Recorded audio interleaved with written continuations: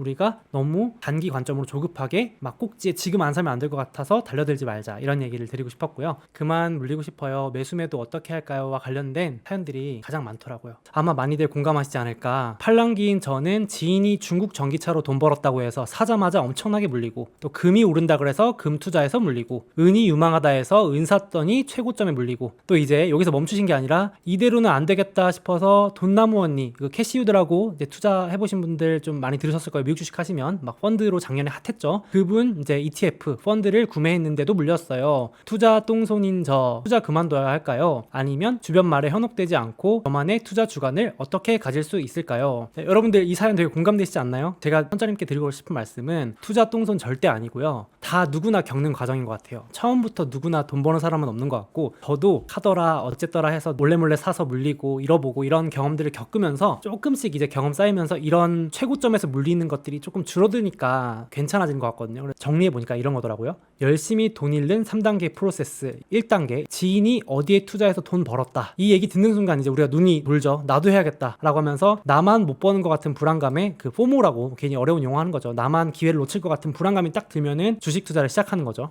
여러분, 제가 잠깐 얘기 드리고 싶은 게, 제가 이건 이제 비하인드 스토리인데, 그 증권사에서 제가 해외 주식 관련해서 이제 업무를 했었을 때 고객분들 주식에 대한 두려움 많잖아요. 근데 고객분들이나 이제 투자 겁내시는 분들한테 아무리 이런 얘기해도 안 먹혀요. 예를 들어서 미국 주식 유망하다, 뭐 애플에 투자해 놓으면 나중에 노후가 든든하다, 이런 말 해도 콧방귀도 안 끼세요. 에이, 주식 위험한데, 이렇게 하는데요. 바로 그 계좌 개설을 하게 하는 방법이 있어요. 옆에 친구나 가족, 지인, 가까운 사람이 미국 주식으로 돈 벌었다 그러면 바로 계좌 틉니다. 그러니까 이게 웃긴 게, 진짜 멀리 있는 사람이 돈 벌었으면 남의 얘기인데, 내 옆에 있는 사람, 지인, 가족, 회사 동료, 선배, 뭔지 아시죠? 되게 나랑 비슷했던 사람이 돈 딱 벌었다 그러면 바로 불안감 오면서 포모가 오죠. 그래서 앞에 사연 주신 분도 작년에 중국 전기차 엄청 핫했거든요. 사실 테슬라는 비교도 안 되게 중국 전기차가 훨씬 많이 올랐어요. 그래서 아마 그래서 투자했다가 물려서 지금 좀 어떻게 보면 짜증나실 수도 있고 속상하실 수도 있고, 그렇죠? 그리고 두 번째, 이제 열심히 돈 잃는 프로세스 2단계. 전문가 뉴스 기사에서 막 유망하다더라 이런 기사 쏟아져 나오면 안 사면 안 될 것 같거든요. 진짜 경제 기사들 워낙 뭐 논리가 탄탄하기 때문에 아무래도 나보다 똑똑한 사람들 말인데 전문가 기관의 말이니 믿어도 되겠지라고 하는데, 사실 여기도 우리의 기준이 없는 거죠. 그냥 전문가가 말하니까, 뭐 유튜버가 말하니까, 고수가 말하니까, 뉴스 기사에서 좋다고 하니까 라고 이제 그냥 믿어볼까 라고 하는데, 뉴스만 보고 사면 대부분 물리는 경우가 많죠. 뉴스는 꼭 고점에 나온다 막 이런 얘기 많이 하시고, 그렇죠?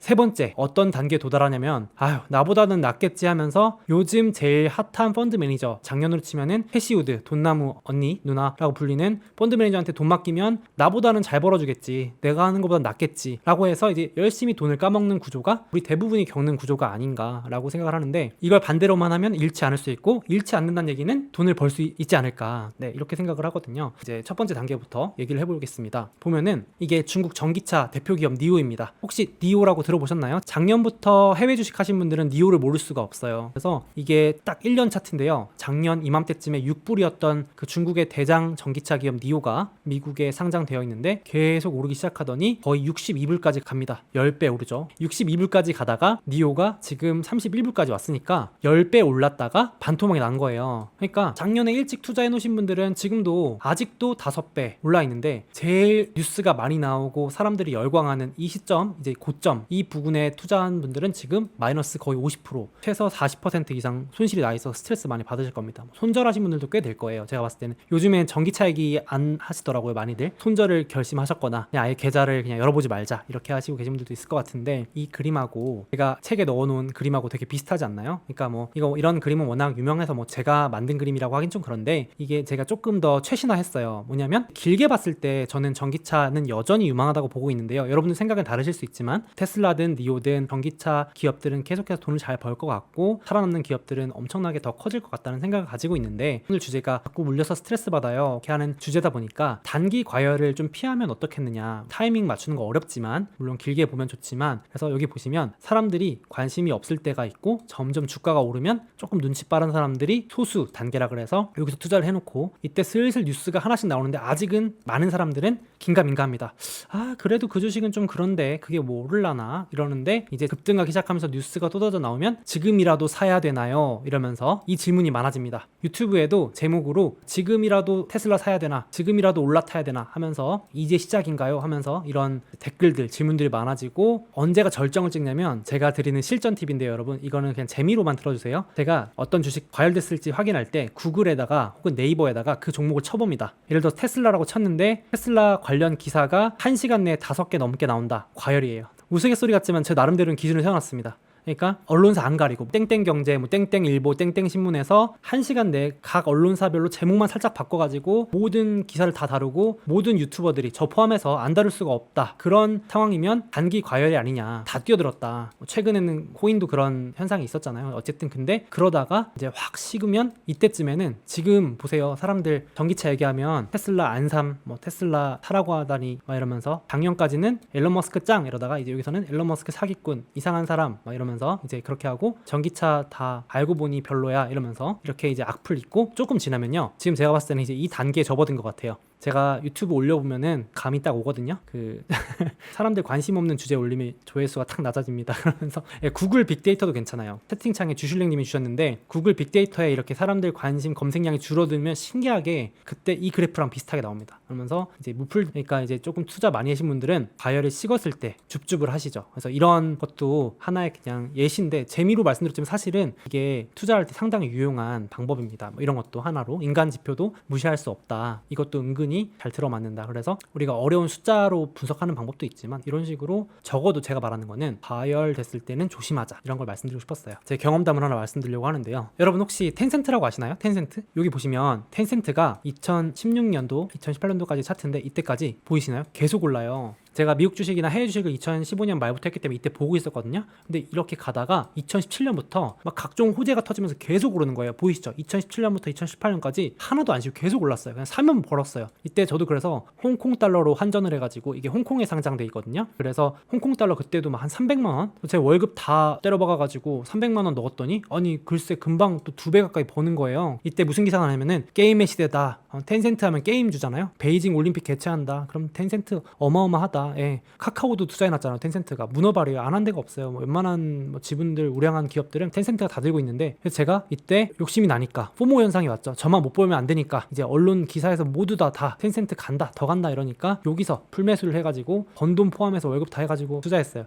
근데 여러분들 혹시 결말이 어떻게 되실지 상상이 되실 텐데 딱 요 뒤 시점이 바로 이렇게 됩니다. 여러분 보이시나요? 2018년 1월부터 쭉 내려갑니다. 제가 정확히 샀던 기억이 나요. 계속 내려가는 거예요, 여러분. 이때부터 기가 막히게 이때부터 뉴스가 나오기 시작합니다. 갑자기 중국에서 게임 규제를 한대요. 게임 판호 발급 규제 이러면서 한국 게임주도 이때 무너졌어요. 왜냐면 한국 게임주들도 중국이 큰 시장이었기 때문에 그래가지고 한국 게임주도 박살나고 텐센트도 박살나면서 이때 보이시죠? 뭐 반토막 났습니다. 그래가지고 진짜 기가 막히는 게 제가 진짜 도저히 와 이건 큰일 났다 이러면서 한 이쯤에 진짜 팔았던 것 같아요. 그쵸 완전 최고점에 샀습니다. 그러고 가다가 팔았어요. 그래 좋은 경험했다. 난 진짜 중국 주식 안 맞는다. 이거 이 중국 1등 주식을 샀는데도 이렇게 내가 물리다니 이러면서 이제 그랬는데 그러고 나서도 요때 제가 팔았습니다. 다시 요때 제가 사서 요때 팔았어요. 근데 2019년부터 2020년까지 계속 횡보하는 거예요. 아 역시 나의 판단이 맞았군. 텐센트는 이제 못 올라. 횡보다 횡보 이랬는데 1년 지나서 얼마 전에 열어보니까 텐센트가 여기 가 있더라고. 여기 그쵸. 그러니까 제가 여기서 물렸더라도 결국 기다렸으면 다 원금 회복하고도 남았을 텐데 그쵸. 이건 결과론적인 얘기죠. 맞죠 여러분. 뭐 물론 어떤 주식은 여기까지 가 있을 수도 있는데 이게 결과론적인 얘기인데 제가 이 기업에 믿음이 없었던 거죠. 제가 말하고 싶은 게 뭐냐면 일단 1차적으로 조급해서 물렸다. 공부도 제대로 안 하고 그냥 뉴스에서 막 전문가들이 텐센트 중국 주식 더 날아간다 그러니까 이렇게 갈 줄 알고 세상에 1년에 이렇게 오른 주식이 이렇게 갈 줄 알고 꿈을 그린 거죠. 내가 이걸로 더 빨리 시대를 모아서 이렇게 하면서 그쵸? 근데 떨어지니까 제가 이제 이런 기업의 목표 주가나 뭐 어떤 기업이 비싼지 싼지 이런 것도 생각도 안 해놓고 맞아요. 채팅에 믿음이 없으면 못 버티는 것 같아요. 저도 믿음이 없었던 것 같아요. 이 기업의 공부를 많이 안 해서 그런 것도 있고 경험도 부족했으니까 결국은 다 이제 이때부터 갑자기 호재 기사가 나옵니다. 2020년 초부터 게임주 하시는 분들 알 텐데요. 중국에서 갑자기 게임 판호 허가를 내줍니다. 게임 수출 수입 허가를 내줘요. 이때부터 우리나라 게임주도 막 올랐거든요. 제가 이제 그래서 기억을 하고 있는데 이거 오르는 거 보면서 한번 이렇게 물려보고 하니까 폰이 안 나가더라고요. 그래서 제가 말하는 거는 첫 번째로 이제 조급해서 물렸다. 그리고 공부 안 하고 기준도 없으니까 결국 손절하고 또 길게 보지 않고 짧게 돈 벌려고 욕심내서 풀 매수하다 보니, 그러니까 제가 그래서 이 이유는 풀 매수 이런 단어 진짜 안 좋아하고, 내 돈이니까 잃지 않으려면 적절히 분산도 필요하구나, 아니면 공부를 제대로 하던가, 이런 생각을 하면서 이제 교훈을 얻었던 사례입니다. 그래서 주가가 떨어져도 믿을 수 있는 회사를 사야겠네요. 그렇죠. 그럴 수 있는 회사를 사던가, 아니면 사놓고 진짜 계좌 비번을 까먹어야 됩니다. 채팅창에 주신 것처럼. 진짜 이 당시에는 여러분 텐센트 안 사면 나만 바보가 된 것 같은 기분이 들었어요. 제 주변의 사람은 텐센트 다 샀어요. 고수라고 소위 불리는 그때도 텐센트는 다 들고 있었습니다. 진짜로. 그랬는데 이때쯤 모임 나갔더니 다들 기분이 안 좋으시더라고요. 그때 주식 모임에 갔더니 다들 텐센트 왜 이럽니까? 이러면서. 고수분들도 그랬어요. 그때 제가 보면서 아직도 기억이 나요. 투자에 고수라는 분들도 물린다. 네, 제가 책에서 가져왔는데요. 같이 읽어볼게요. 지금이라도 사야 할까요? 라는 유의 댓글이 달리기 시작하면 슬슬 조심해야 될 시점으로 봐도 무방하다. 제가 이건 진짜 유튜브나 블로그 이런 거 10년 가까이 운영하면서 느낀 경험담입니다. 이제 예를 들어서 특정 종목에 대한 댓글이 달려요. 예를 들어서 막 과열일 수 있으니 조심해야 된다, 이런 댓글 달리면요, 막 무자비한 악플이 달립니다. 이제 올라가기 시작하는데 무슨 소리냐, 지금이라도 사야 하나요? 라는 댓글이 엄청나게 많아진다. 이런 분위기를 인간지표로서도 파악할 수 있다.